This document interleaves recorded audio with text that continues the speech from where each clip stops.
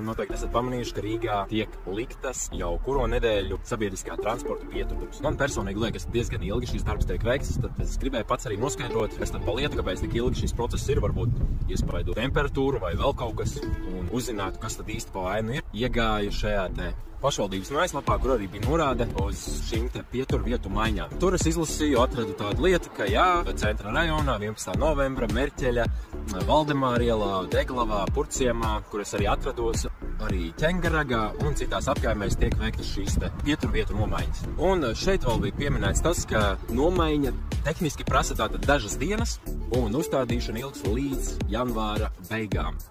Ar piebildi, ka nomaiņas procesu gaitu var ietekmēt laikapstākļi.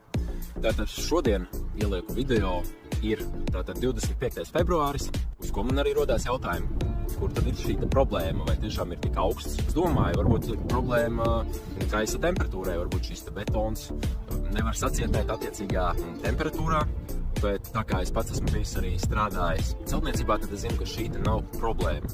Ka ziemas laikā arī var betonēt un viss ir kārtībā. Tātad nekādi baigie lielie mīnusi mums nebija, ir speciālie betona maisījumi mīnusiem. Un varbūt kāds, kurš redz, dzird šo video, varbūt viņam ir izskaidrojums.